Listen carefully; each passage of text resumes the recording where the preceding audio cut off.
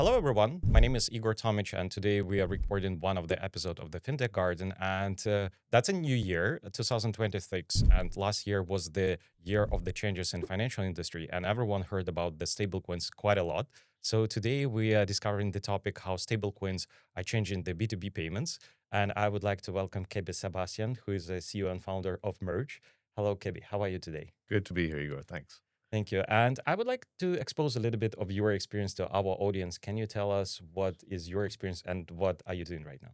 Sure. As you mentioned, so I lead Merge. Merge enables companies to collect, hold, and move money globally, instantly, across any currency, including stablecoins. I've spent some time in financial services. I worked at PayPal, Bank of America, also led global product development at Barclays. That's been my background. That's fascinating because I think the industry is moving really fast. Like 10, 15 years, we never imagined that stablecoins or blockchain will be so into the financial service. It was more like, some freaky industry which is doing some maybe not even legal things.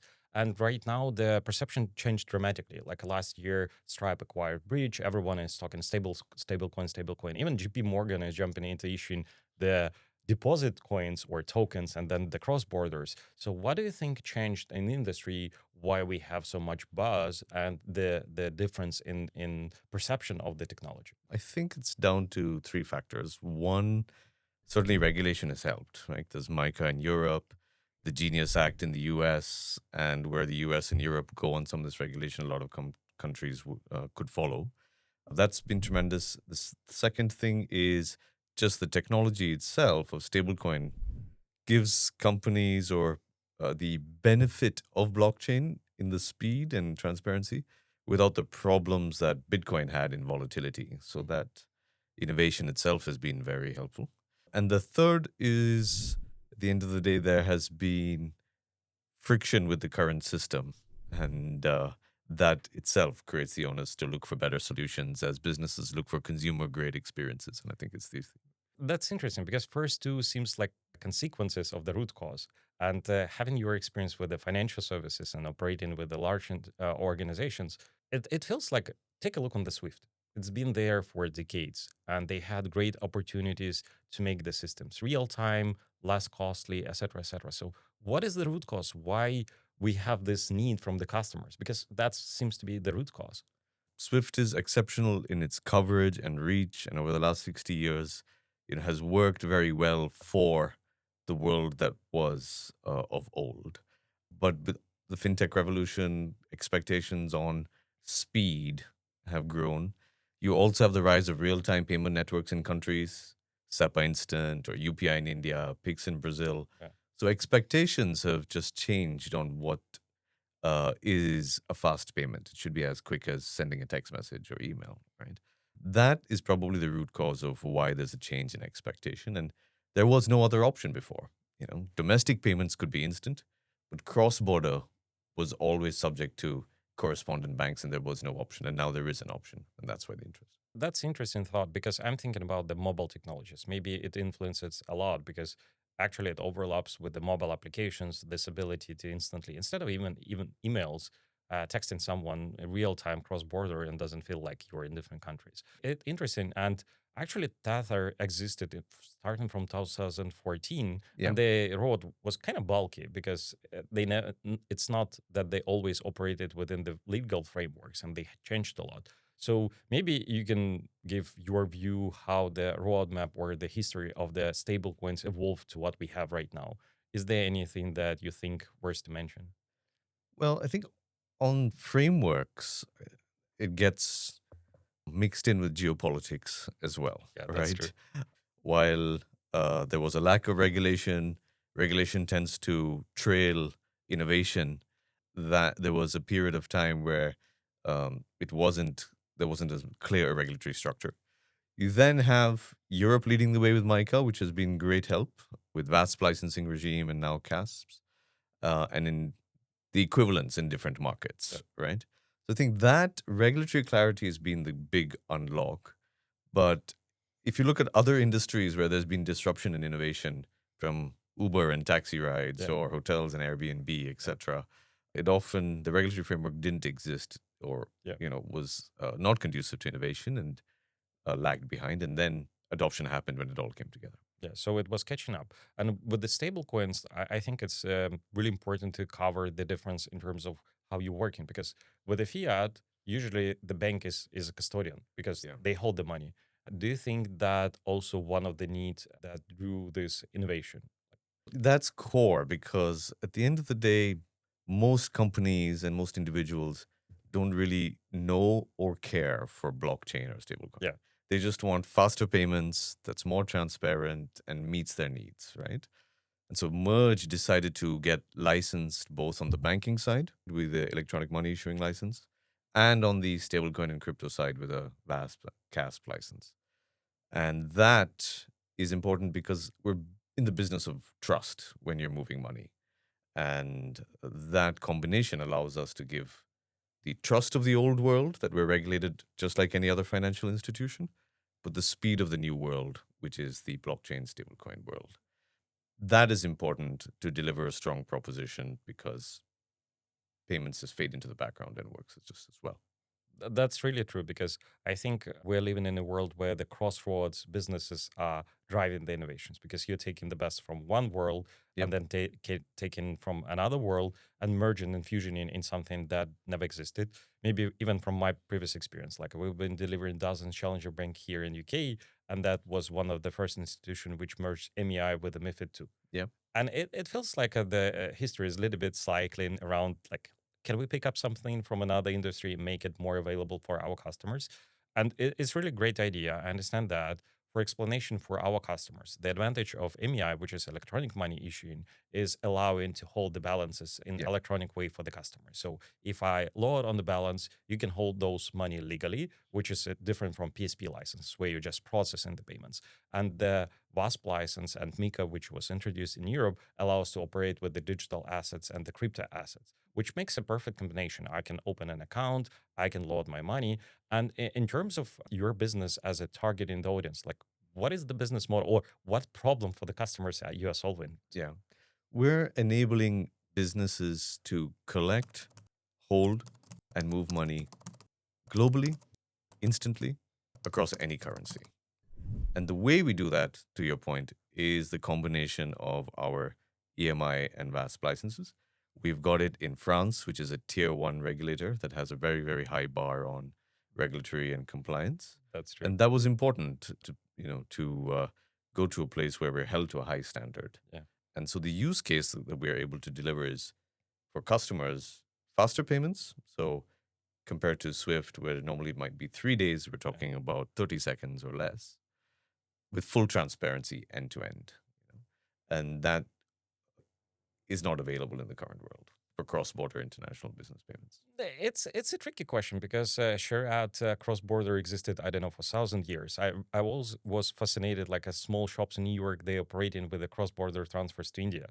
So the trick is that you can go to the shop in New York, give the money, and then another person in India in Mumbai will give the money to your relatives, friends, whatever, and it operates with the balancing that transfers in, transfers out, so you don't reconcile because you have the same amount in and out. So I would say that as a humanity, we always had a need for the faster payment, like paying from one country to another, paying inside of the countries, et cetera, et cetera. So the business model, I think, existed and has been proven for thousands of years. But it's interesting because it seems that Wise has been successful because they introduced faster payments and better in terms of the financials, but they not jumping in stablecoins. From what I see, they more covering the financial or fiat currencies. They more focused on this ability to collect in one country, Yeah. integrate with a lot of banking rails, and provide really sleek experience for the customer. Because I don't care how do I send. I just care about opening an account, maybe doing FX with them, and then sending to the final recipient. And here the stablecoin comes. Like something is different, Yeah. definitely. I think it's important to draw a distinction between consumer to consumer remittance, Yep. cross-border business payments versus business to business commercial cross-border payments. Yeah. Consumer to consumer, which is the business Wise operates, is a $2 trillion transfer market with average fees at around 6.3%. And there have been in the last wave of fintechs, the Wises, Revoluts, Remitly's, companies that have really made a dent Yeah. tremendous dent in that. Yeah. Business to business wholesale cross border Yeah. is about 10x that size, about 32 trillion, with lower margin or transaction fees, but still subject to a lot of friction, you know. And that's the area where there's a lot of excitement around the potential for stablecoins to reduce friction. That's really interesting because I see the cross border as a two functions: the value of transaction, like Hmm. the percentage, the real time, but also partially, I think for the business, it's really important how you're doing the FX and storing the value. Yeah, Because if you got money in one currency and then you need to send, I don't know, to the production factory in another country with another currency, it kind of makes a little bit of the issue. So do you think stablecoin found the way to differentiate from fiat? Because it seems that everyone kind of grasping that there is USDC, USDT, and it kind of becomes the world, I don't know, currencies instead yeah. of the specific country's one. I think there are some things that stablecoins help, and there are some things that they don't. So it definitely makes speed and transparency much better, right? We're talking about 1,000x improvement on speed and from very little transparency to end-to-end transparency on fees. What it doesn't magically do is make FX or liquidity cheaper or better, Yeah, right? Because you have to exchange funds between real currencies, and there'll always be a delta on demand and supply. yeah, So it's not a magic wand for that. It's also just as hard to build a regulated stablecoin fintech as it is a traditional fintech. So there's no workaround or speed on that. In some cases, even harder because rules are being written in different countries. So it's not a panacea, yeah. but That's definitely true. yeah, But we're sliding into the main topic because what it takes, or what do you think differentiate the production grade on ramp off ramps from? Because technically, any person can build the tech right now. Stable yeah, coins are open. You can, as individual, create the integration. I don't know, into AVM compatible network, do and even have some liquidity. And fairly, the business is so big. You see quite different business models, quite different orientation in terms of the legal, the yeah. frameworks. So, what do you think makes the on ramp off ramp that you're building, or overall the production grade from other approaches? I think there's two parts. The bottleneck becomes doing things in a properly licensed, properly compliant way, which is hard and is a moat that we have crossed. Also, the last mile, access to local payment rails, Oh yeah, is also a challenge. And that matters where you want to deliver on this. It's called the stablecoin sandwich, yeah, right? Where customer collects fiat funds on one side, traditional funds, and receives fiat funds on the other side. And in between, money might move from fiat to stable, stable to fiat, right? So building the middle part might be completely on chain and quote unquote easier, but the last mile is definitely challenging to do it in a regulated, compliant way. So I think that is what separates the best from the rest. yeah. That's true. That's true. Because from even my perspective, like as a customers, we operating and dealing with a lot of products and technologies, but the really great technologies and products they're different from another one. They build differently inside, and usually the customer doesn't see how it's built, Yeah, but feels how you operate with.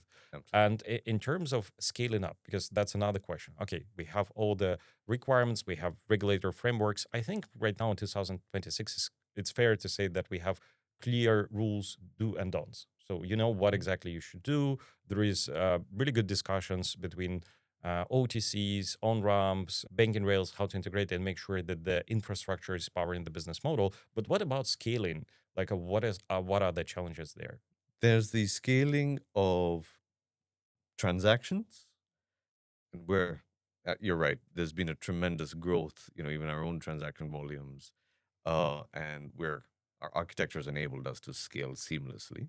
But often, for a lot of companies, the challenges then on scaling come before and after Yeah, the transaction. yeah, Rapid onboarding, particularly if you're working with business customers, and compliance and service after when you have block transactions or mhm, requests for information, etc.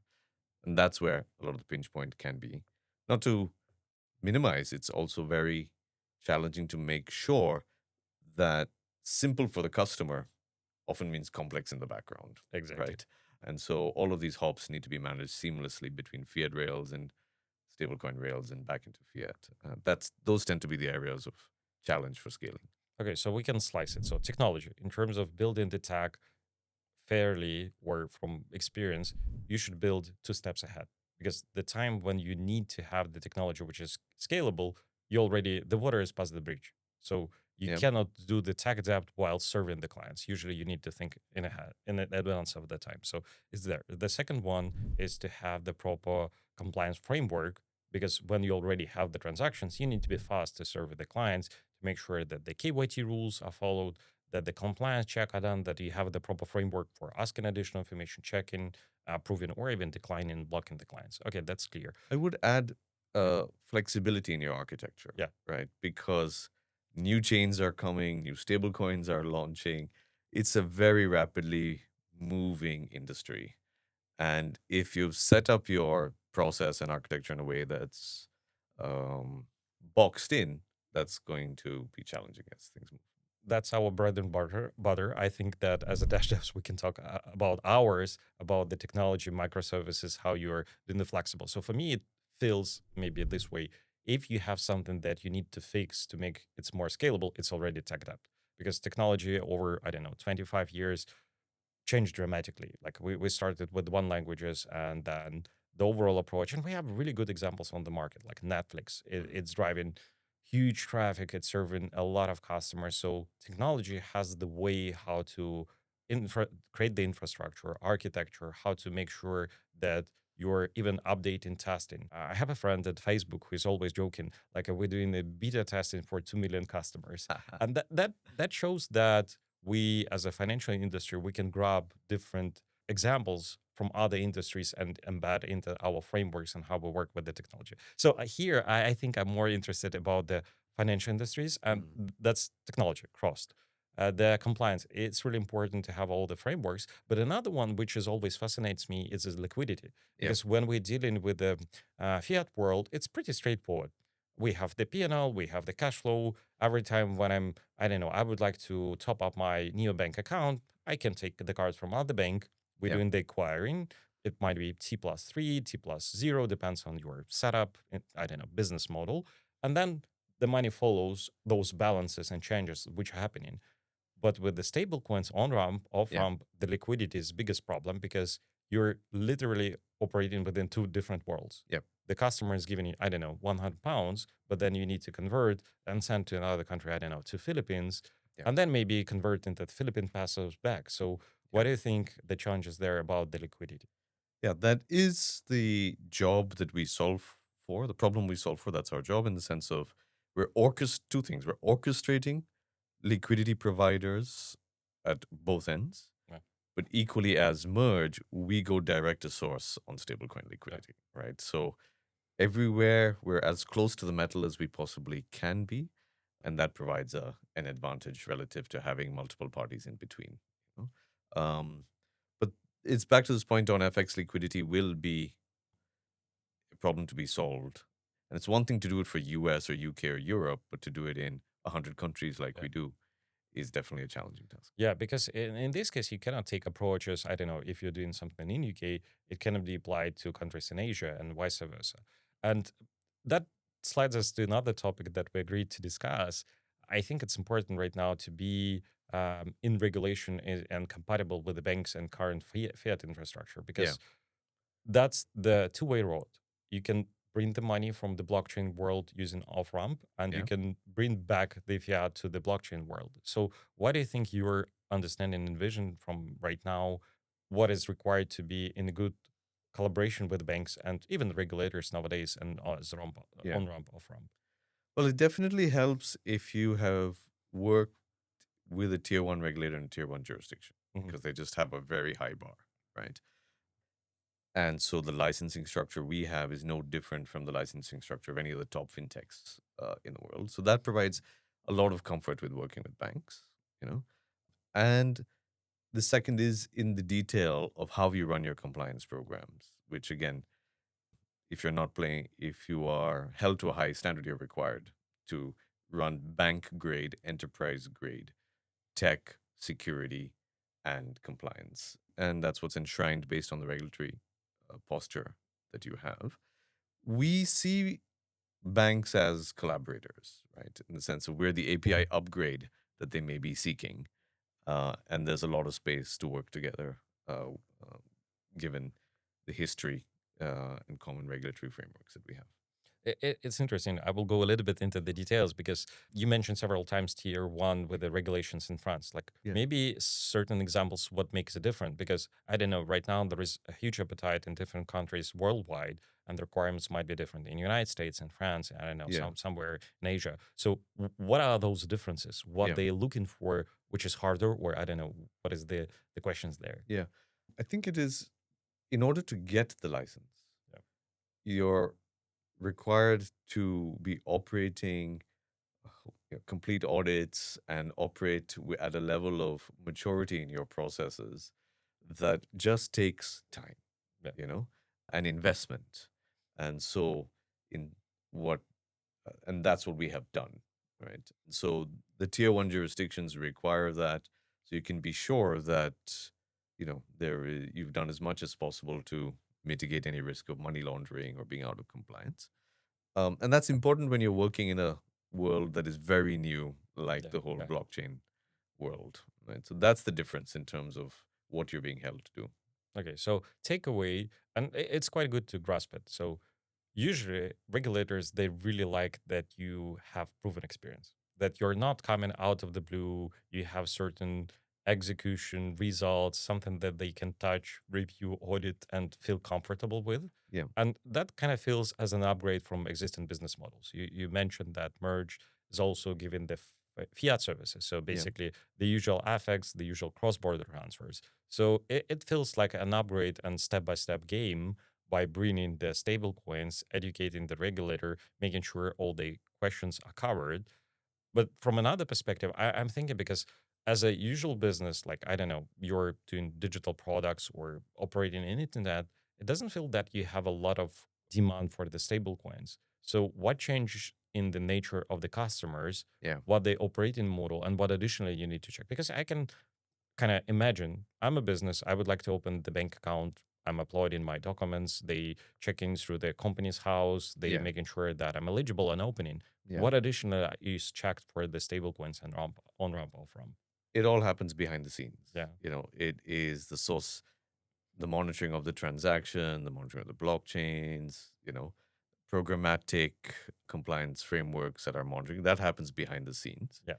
For customers, ideally, they don't feel Yeah. friction, Yeah. Yeah. and they just feel the upside.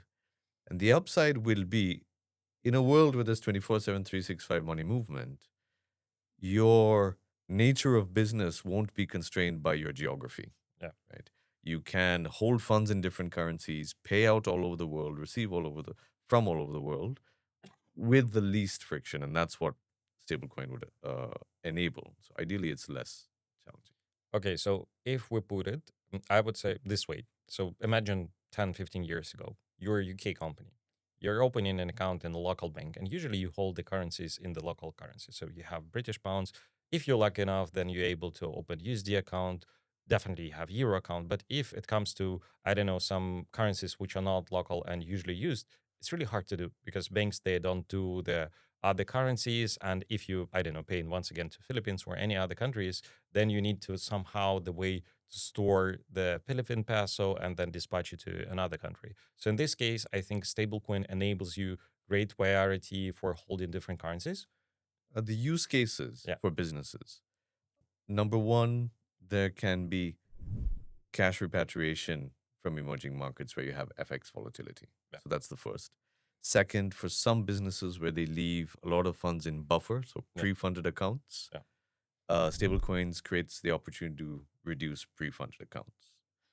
Number three, where they have customers or clients or vendors in the long tail of markets that are not as well served by traditional banking, stablecoin based payouts. You think gig workers and freelancers, that is another opportunity. And then four and finally is just instant settlement, right? If you're in a business where time is money, it helps to have instant funds and liquidity so you can then deploy that. Those tend to be the use cases of stablecoins. it's really interesting question about the speed. I'm always fascinated about that because in technology, it maybe even feels a little bit different because take a look on the example of USDC. Yeah. In one way, it feels like it's instant, but in a blockchain, you need to have a certain level of the confirmation from nodes that the payment came in. And the trick is, if you take a look at USDC on top of Ethereum, it operates as a smart contract. Yeah. It can be settled in different ways. It's not a native coin. It's actually might be the internal transactions of the smart contract, and or not even all the wallets are supporting that. Yeah. So do you feel that there is maybe a little bit the gap between how we perceive the technology or the cross-border, that it's instant, but for real, the blockchain is not instant by its Yeah. nature? So a couple of things. So it's definitely we're in very early days. While this is exciting, we're in 1999 internet, Yeah, that's true. or 2009 smartphone, or 2012 cloud. We're at the foothills. Yeah. And so a lot you'll see changing where there are friction points and layer twos coming that enables faster settlement. The use cases are also likely to change.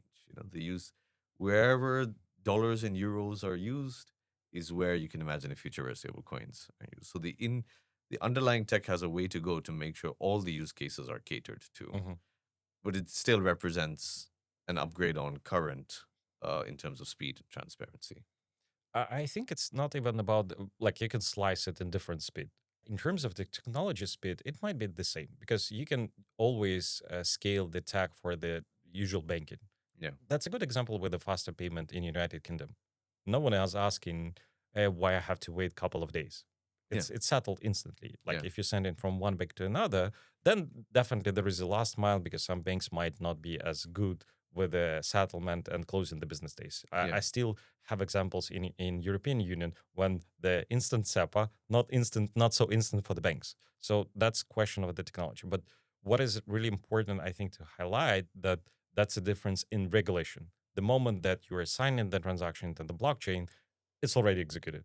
Yeah. It's in the network, and there is no process where you collected the documents from the customer for, I don't know, cross-border payment, and then it goes into the cycle. Let's wait for the compliance team to review, and then green light, and then put in the execution schedule, and then maybe a couple of days it will hit the technical infrastructure to be executed. Maybe that's a difference. Yeah, I think the magic use case, if you take, for example, you talked about SEPA instance. So say you're sending from Europe to Brazil. Yeah.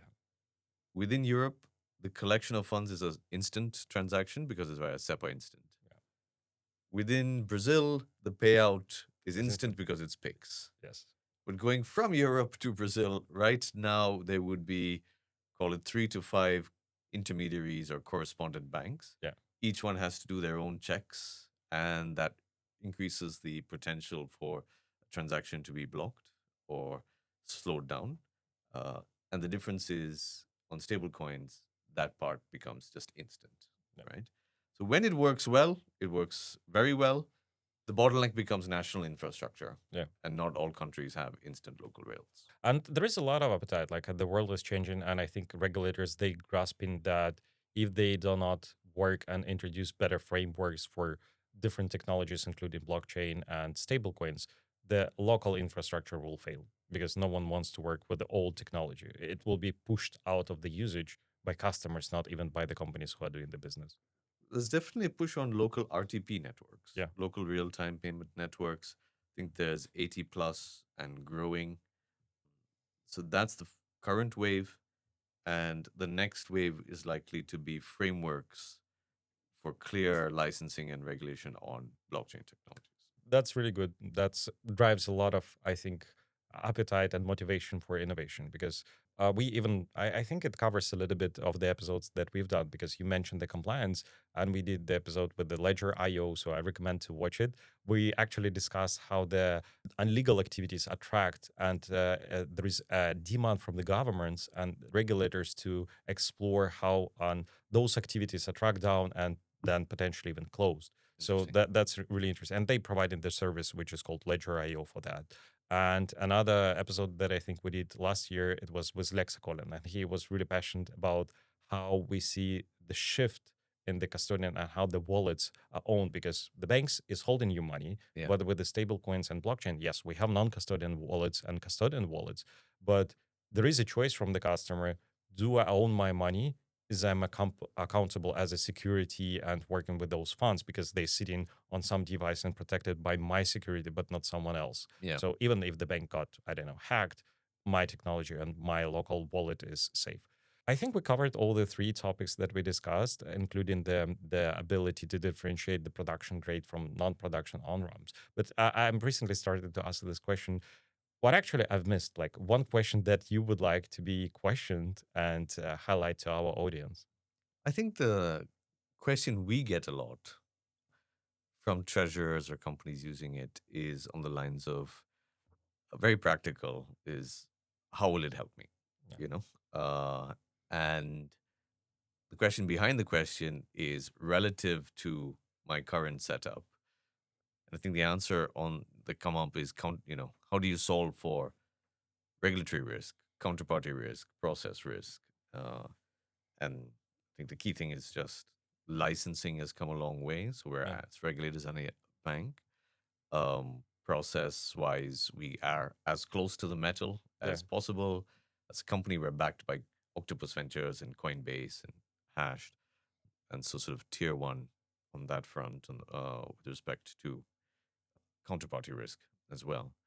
And on pricing and benefits, it is something where there is clear transparency on pricing. And that is something where in the current system, you don't know exactly how much is being received on the other side and when you'll receive it. And that tends to be a lot of the key benefit that we see. So it is exciting times because there's a lot of interest and now there's a lot of clarity as well on the regulatory front. That's true. That's true. We're coming from dark ages in blockchain and stablecoin in more defined way. I think it's not still like ironed out and 100% clear for all the stakeholders, but definitely there are a lot of people who are made really great business with a lot of efforts and resource put into the legal perspective, into the business perspective.